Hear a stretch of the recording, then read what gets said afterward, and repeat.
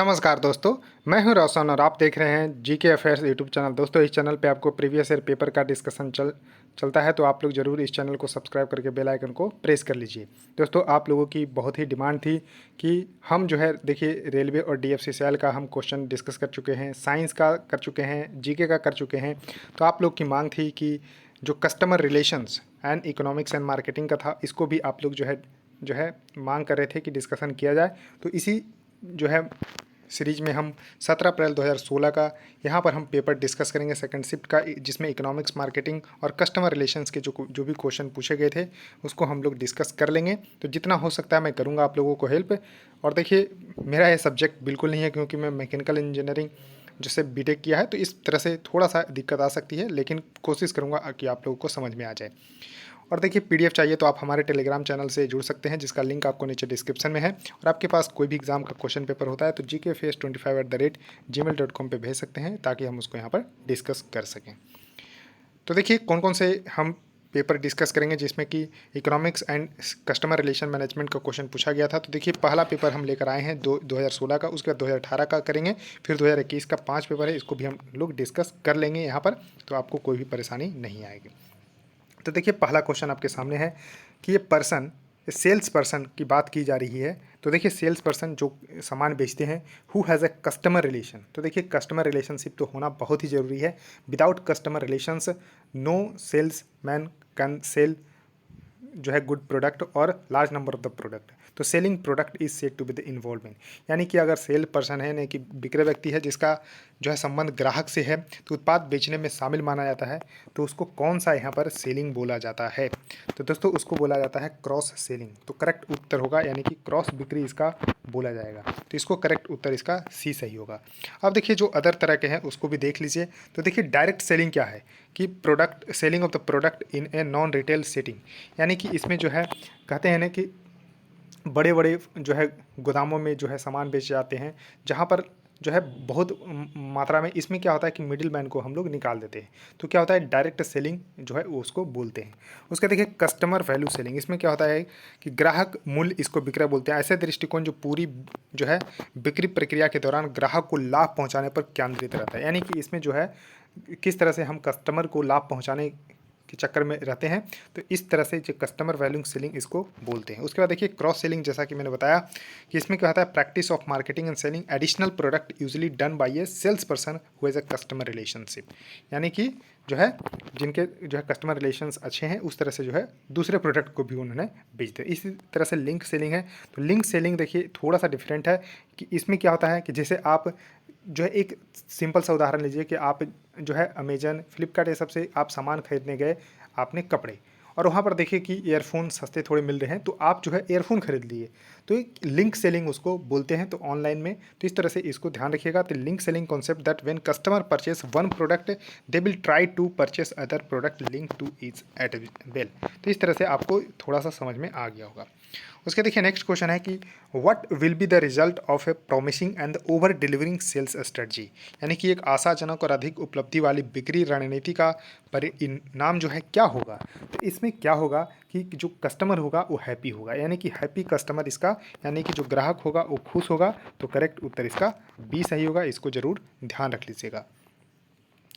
उसका देखिए, next question आपके सामने है कि the various ways through which a company strategically communicate about its product to the market place, यानी कि विभिन्न तरीके होते हैं जिसके माध्यम से कोई कंपनी रणनीतिक रूप से अपने उत्पादों के बारे में बाजार तक संचार करती है। तो आपने देखा होगा कि एडवर्टीजमेंट करती है कंपनी, तो ऐसा किस लिए करती है, ताकि उनके प्रोडक्ट जो है ज़्यादा से ज़्यादा बिके और कंपनी प्रॉफिट में जाए। तो दोस्तों, इसको बोलते हैं इंटीग्रेटेड मार्केटिंग कम्युनिकेशन। इसको ध्यान रखिएगा, इंटीग्रेटेड मार्केटिंग कम्युनिकेशन इसको बोलते हैं। तो करेक्ट उत्तर इसका सी सही होगा। तो इस तरह से आपको ध्यान रखना है। कस्टमर रिलेशनशिप मैनेजमेंट, यानी कि जो कस्टमर के साथ जो है रिलेशन जो है अच्छे रखते हैं, तो कस्टमर रिलेशनशिप मैनेजमेंट। और इसमें जो है प्रोडक्ट पे ध्यान दिया जाता है कि प्रोडक्ट में कोई खराबी ना आए। जैसे कि आपने अभी जो है एक करेंट एग्जांपल है एप्पल का। एप्पल का फ़ोन आप लोग क्यों परचेस करना चाहते हैं? क्योंकि उस पर ट्रस्ट है, भरोसा उन्होंने जीत लिया है, तो यानी कि कस्टमर के साथ उनका रिलेशंस अच्छा है।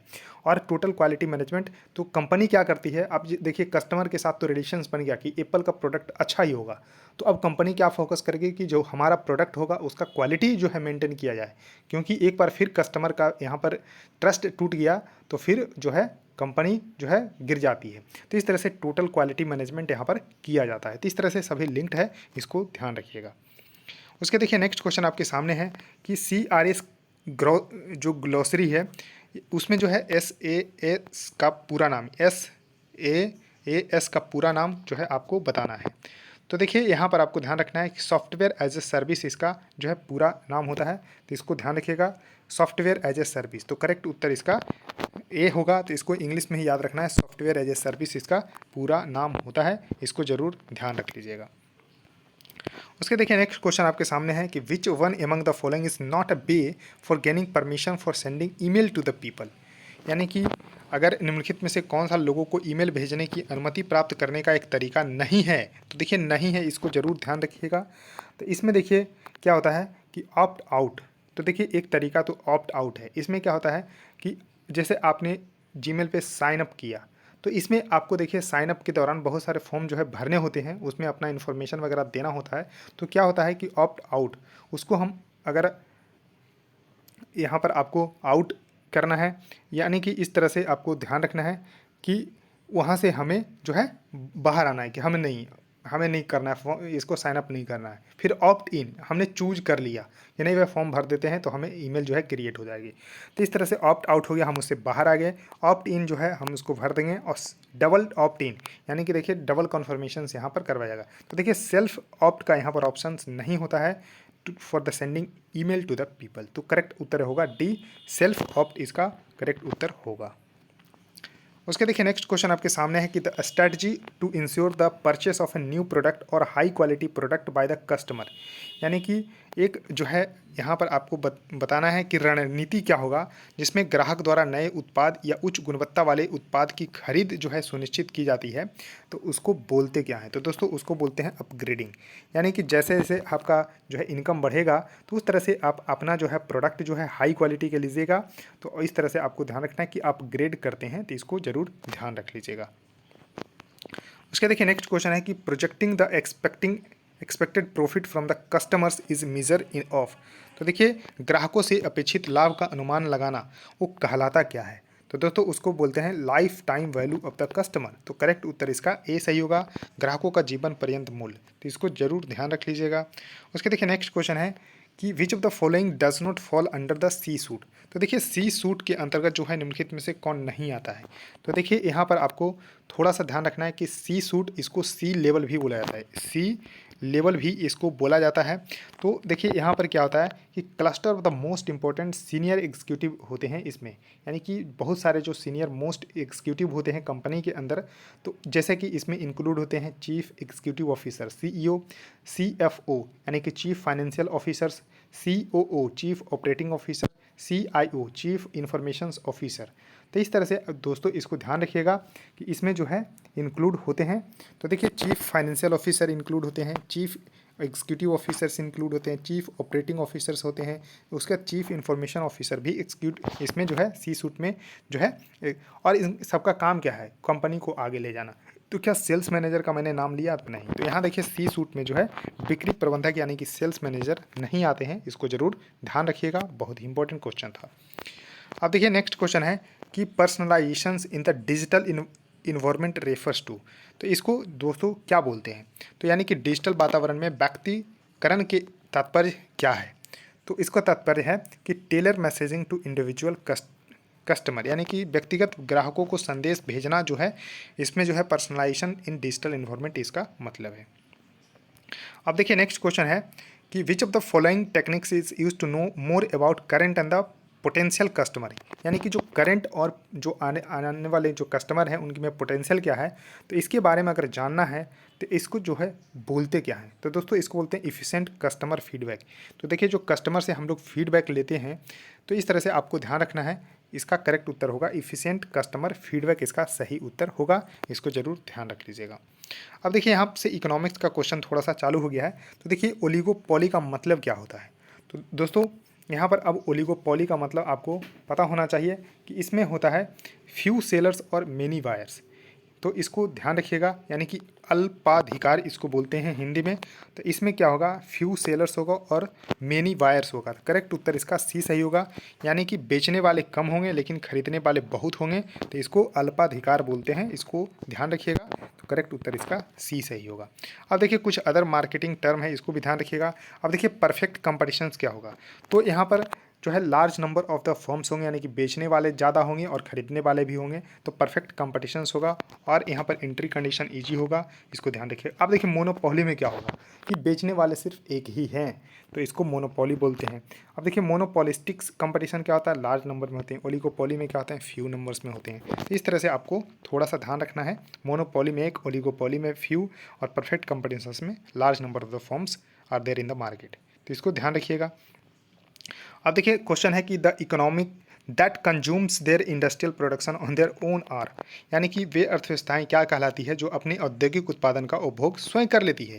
यानी कि कुछ मैंने बनाया और उसको स्वयं जो है कंज्यूम कर लिया, तो उसको जो है क्या बोलते हैं, तो निर्वाह अर्थव्यवस्था, यानी कि सबसिस्टेंस इकोनॉमी इसको बोलते हैं। तो निर्वाह अर्थव्यवस्था यानी कि कुछ आपने घर पे बनाया, कुछ उपजाया और उसको खुद कंज्यूम कर लिया, मार्केट में भेजा ही नहीं, तो क्या वो मार्केट में चलने लायक है, नहीं, तो सेल्फ के लिए है। तो सबसिस्टेंस इकोनॉमी यानी कि निर्वाह अर्थव्यवस्था इसको बोलते हैं।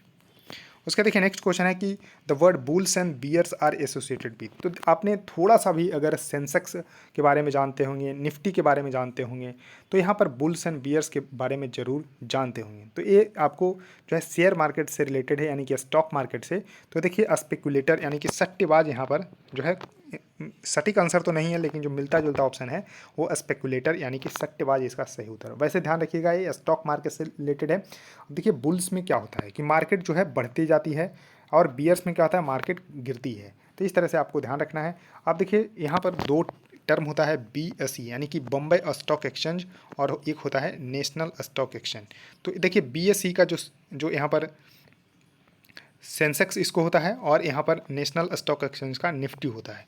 तो इस तरह से इसको ध्यान रखिएगा। बम्बई स्टॉक एक्सचेंज एशिया का सबसे पुराना स्टॉक एक्सचेंज है, 1875 में इसको बनाया गया था, और NSE को 1992-93 में बनाया गया था। तो इसको ध्यान रखिएगा। और देखिए इसका हेडक्वार्टर पूछा जाता है कभी, तो इसका हेडक्वार्टर आपको दलाल स्ट्रीट मुंबई में देखने को मिलता है। तो इसको जरूर ध्यान रख लीजिएगा, बहुत ही इंपॉर्टेंट है।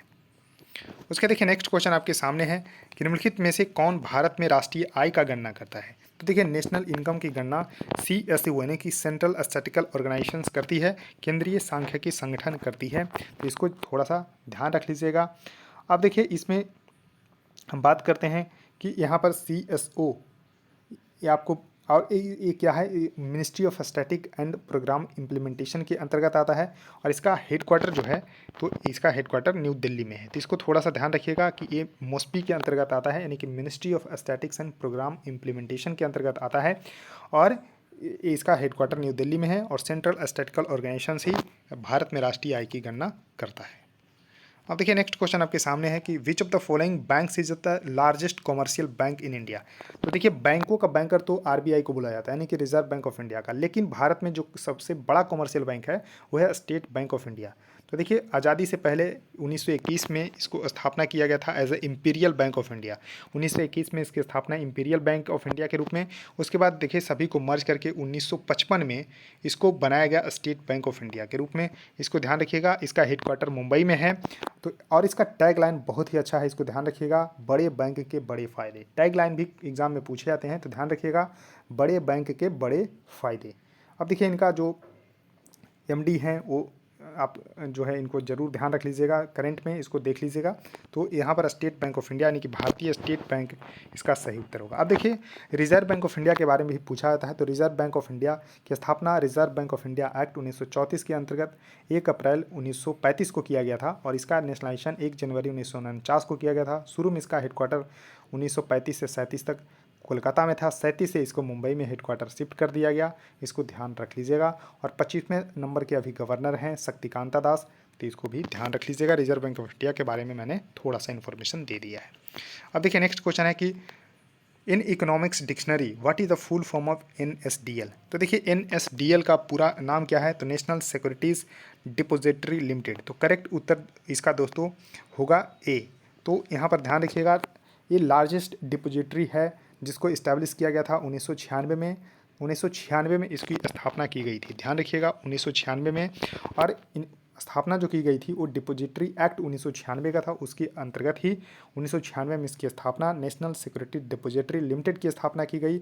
उसके बाद देखिए सेकंड जो है यहाँ पर आपको डिपॉजिटरी से बनाया गया, जो कि यहाँ पर है CDSL। तो ध्यान रखिएगा CDSL जो है इसको ध्यान रखिएगा। CDSL का फुल फॉर्म होता है सेंट्रल डिपॉजिटरी सिक्योरिटीज़ जो लिमिटेड। और देखिए बेसिकली स्टॉक मार्केट से रिलेटेड इसको जो है मैनेज करती है, और मिनिस्ट्री ऑफ फाइनेंस के अंतर्गत NSDL आती है, इसको ध्यान रखिएगा। तो इसको बहुत ही इंपॉर्टेंट है। और देखिए इसका हेडक्वार्टर जो है वो मुंबई में स्थित है, तो इसको जरूर ध्यान रखिएगा। CDSL NSDL ये सब जो है स्टॉक मार्केट को कंट्रोल करती है।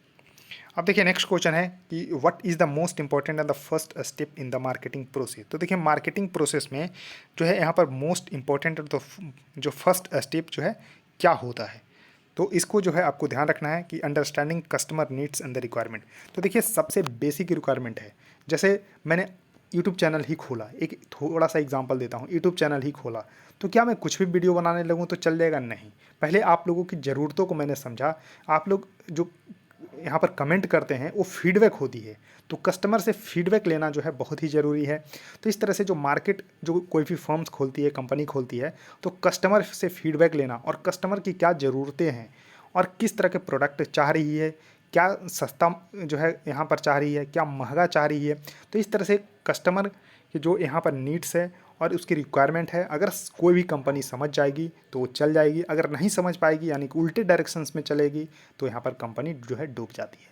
तो most important the first step है कोई भी मार्केटिंग प्रोसेस का कि कस्टमर के जो नीड है, ज़रूरत है, अपेक्षा है, उसको समझना। तो इसको करेक्ट उत्तर डी सही होगा।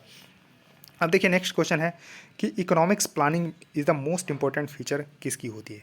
तो देखिए यहाँ पर जो इकोनॉमी होती है वो यहाँ पर आपको कैपिटलिस्ट होती है, उसके बाद सोशलिस्ट होती है, यानी कि देखिए पूंजीवादी। तो देखिए पूंजीवादी जो अर्थव्यवस्था है वो है USA की, और समाजवादी अर्थव्यवस्था है USSR यानी कि जो वर्तमान में रसिया है उसकी। और भारत में कैसा है, तो मिश्रित अर्थव्यवस्था यानी कि दोनों का मिश्रण है, कैपिटलिस्ट और यहाँ पर समाजवादी यानी कि आपको सोशलिस्ट का।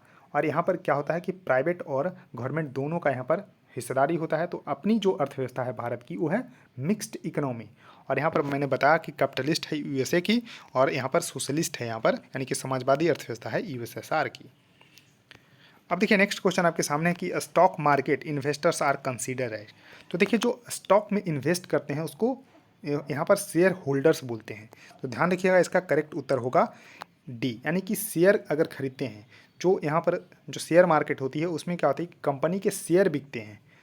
तो इस तरह से आपको शेयर अगर खरीदिएगा तो शेयर होल्डर कहलाइएगा। तो इस तरह से आपको ध्यान रखिएगा कि शेयर धारक इसको बोला जाता है। उसके देखिए नेक्स्ट क्वेश्चन आपके सामने है कि प्रोग्रेसिव टैक्स इसमें कौन सा है। तो देखिए प्रगतिशील यानी कि प्रोग्रेसिव यानी कि वैसा टैक्स जो कि इनकम बढ़ने के साथ ही बढ़ता है। तो क्या गरीब जो है अमीर के जितना टैक्स देगा? नहीं। तो इस तरह से आपको ध्यान रखना है। तो भारत सरकार में अभी 7 लाख तक का जो इनकम है उसमें जो है आपको टैक्स नहीं देने पड़ते हैं। तो इस तरह से आपको ध्यान रखना है। तो इस तरह से क्या होता है कि इनकम टैक्स जो है यहाँ पर प्रोग्रेसिव टैक्स है, यानी कि जो जिसका जैसा इनकम होगा तो उसको वैसा ही टैक्स देना पड़ेगा। और इनडायरेक्ट टैक्स में ऐसा नहीं होता है, यानी कि GST की हम बात करते हैं जो कि इनडायरेक्ट टैक्स है, गुड्स एंड सर्विस टैक्स है, वो है इनडायरेक्ट टैक्स। इनडायरेक्ट टैक्स में क्या होता है कि अगर आप जो है 10 रुपया टैक्स देंगे तो कोई अंबानी का बेटा अगर कुछ खरीदेंगे तो वो भी 10 रुपया टैक्स देंगे। तो यानी इसमें देखिए कोई भी डिफरेंसेस नहीं है। तो इस तरह से आप देख पा रहे होंगे कि जो इनडायरेक्ट टैक्स है वो जो है यहाँ पर प्रोग्रेसिव टैक्स नहीं है, रिग्रेसिव टैक्स है, जबकि इनकम टैक्स है वो है प्रोग्रेसिव टैक्स। तो इतना समझ गए होंगे। तो करेक्ट उत्तर इसका सी सही होगा, इनकम टैक्स इसका सही उत्तर होगा। तो दोस्तों इस वीडियो में इतना ही, क्योंकि 20 क्वेश्चन ही पूछे गए थे। तो देखिए सभी पेपर जो 7 पेपर हैं सभी को मैंने डिस्कस करूंगा यहाँ पर। बस चैनल को जरूर सब्सक्राइब कर लेना और दोस्तों वीडियो को जरूर लाइक करिए, क्योंकि इस वीडियो को बनाने में मेरे थोड़ी सी ज़्यादा मेहनत लग रही है, लेकिन आप लोगों के लिए मैं इतना करूँगा। तो वीडियो को लाइक करिए, शेयर कर दीजिए अपने दोस्तों के साथ और चैनल को सब्सक्राइब कर लीजिए। So thank you.